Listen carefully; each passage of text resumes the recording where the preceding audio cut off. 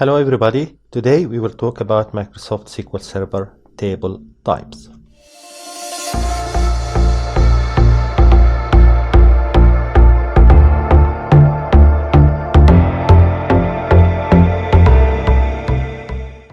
Of course, all of us are familiar with physical table which resides in the database until we drop it. Also, another advantage of physical table is we can use it as a part of relationship with another physical table in the database. The other types of Microsoft SQL Server tables are variable tables, temp tables or temporary tables, derived tables, and CTE, which stands for common table expression. We will go through that one by one and see the differences between them. First, we see a variable table. We declare it as a variable with type table. Then we open two brackets and put the columns we want. We can even put a primary key and everything, and then we can use it for insert to put some data there in order to use it for optimization throughout our query. For example, I will put two rows here in this table, and then I'll select, I'll execute, I will see the two rows comes here. Okay, if I cut the query like that with go and then select it again here, run the query, it will select the first statement, but the other statement will not be able to select it because the table is gone. Once we put go, we cut the query. That means starting another batch. That means variable table is valid for a batch, not for a connection. Connection is this, which we are connected to the server as long as it's open, the connection is open with the server. But the batch, once we execute something and the result comes, this is a batch. This table is very useful to handle some small amount of records with small amounts of fields, of course, like 100, 200, 500 records, which can be used, for example, to select something. Here I will add an inner join to connect this table with my database, with a physical table which contacts, and I will run it, so it will give me the records from the variable table and connected with our data in the TBL contacts using the ID in both of them. If you want to put larger amount of data, we can use temp table or temporary table. Temp tables or temporary tables resides in temp database under the temp table, which is here. Okay, let us have an example of that. There are two types of temp tables, local and global. Local is limited for the open connection which created it. Global, the table can be also available for another connection as long as the original connection which created the table remains open. First, we'll see the local temp table. We create it with the usual create table statement, but we put hash before the table name, which that automatically will take it under the temporary tables in the temp database. And in brackets, we put the columns as usual. I will put two rows here and then select them. Execute. Here are the two rows, and if I refresh the temp tables, I will see it here. If we cannot see that for some security reason, we can always select it from the system objects, which give us the same thing. Okay, now I will drop this table and try to make several select statement by using go to cut the query and start another batch and see what happens. The table is dropped, it's no longer here. I will run this statement, create, insert, then select, select, select. Execute. Here are the three select I made, so go didn't make any difference with that, and here is the table. So once I close this connection, I refresh here, the table is gone. And this is the local temp table. Of course, you can put larger amount of data here, and it is very recommended to use some primary keys and indexes in order to make your query very optimized and highly performing. Now let us have a look at the global temp table. We created the exact same way, but we put two hash sign before the table name with the columns, everything, and I will put 2 rows and select that. See, if we go to temp table here, refresh it, it is here with hash. I open another instance of Microsoft SQL Server, and the connection is number 55. That was number 52. This is number 55. I'll go here under the Temp database. I will see the table is available for me. So I will select, and I see the same data there. Okay, I will select 3 times by having a pause for 1 second between the 3 statements. So I got the 3 statements. I will run it again, and while it is running, I will close the other connection which created the table to see what happens. Here it is. Here is the 2 instance connection, 52, and here is 55. I will run that, and while it's running, I will close this one. See what happened? It take the first select statement, the second couldn't be taken because the table is already dropped. Sometimes this is very useful to use the temp table in another environment as long as they can access it and as long as the original connection is open. Also, if the original connection is open and it's opening another connection somewhere else, it's also this table will be available for it. Now we talk about derived tables. Derived table is a result set used as a table inside a query. Do you understand anything? No. Okay. Derived table is a subquery collecting data from an existing table. The temp table and the variable tables were actually tables we create them and feed them with data, and once the job is done, they are dropped. Derived table, you don't have to create it. It collects the data from a physical table or another temp table exists in your query. Let us have an example of this. Here I will create 2 tables, employees and payroll. Employees will be with the ID, identity, primary key, social security number, and full name. And I will insert here 11 persons. We create that, okay? And then the other table will be employees payroll. That will be identity of the table. The employee ID will reference to this ID in the employee table, and the payroll date and the amount and whether it's paid or not, yes or no. And then I will add a constraint on the employee ID and the payroll date in order not to have a duplicate salary for the same month. I will create that table and also put the records. Here it is. Now let us have an example of a derived table. I have here a select query, very simple.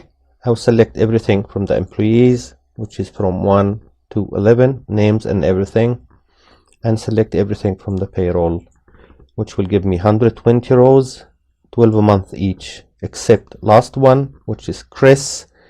He's never been paid.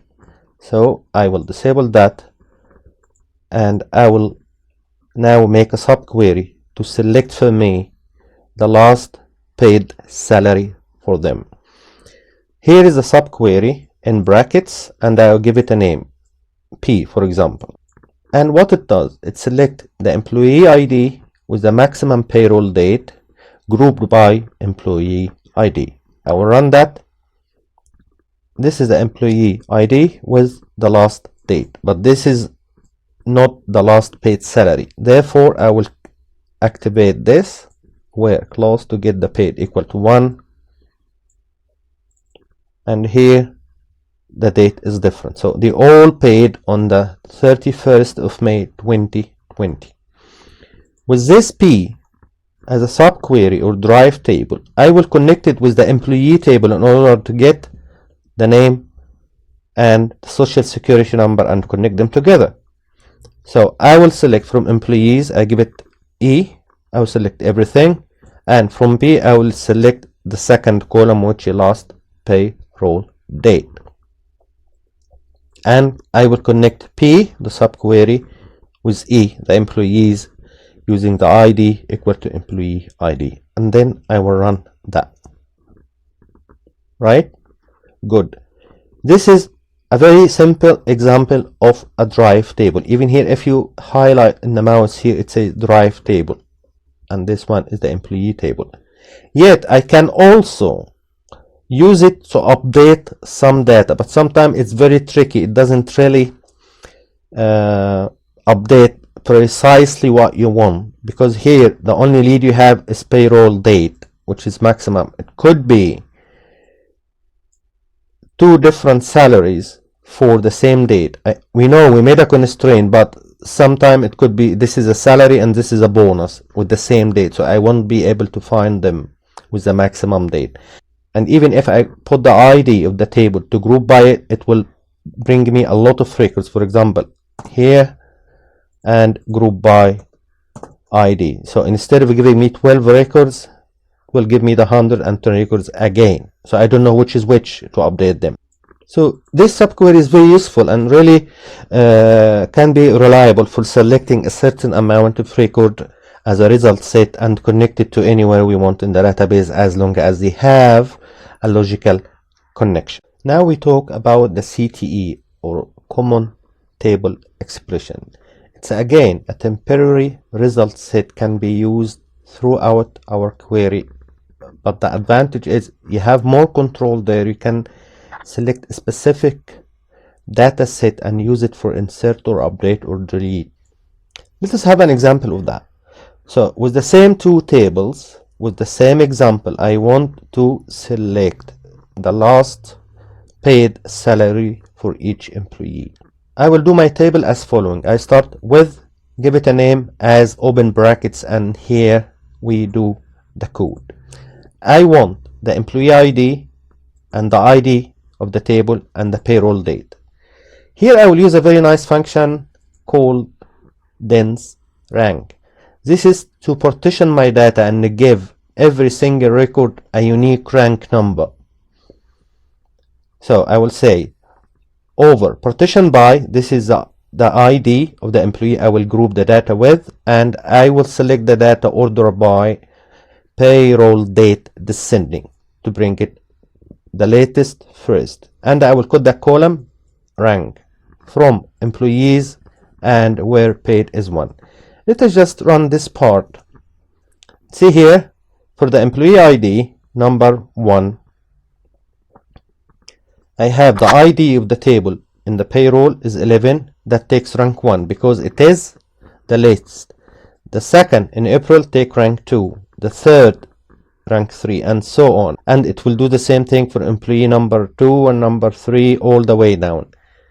So I partition my data and give every single record according to my condition is a rank number. So this is my CTE table.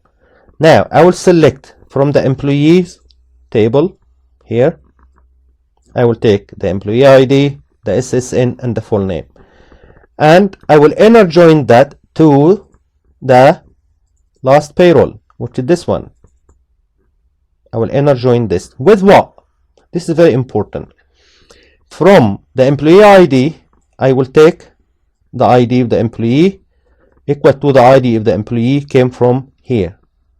Okay, and then I will inner join that to the payroll table, the main table, which has 120 records, in order to get only the records I am looking for. I will link it with the P, which is payroll, the ID of the table equal to T. T is the last payroll, which is come from here.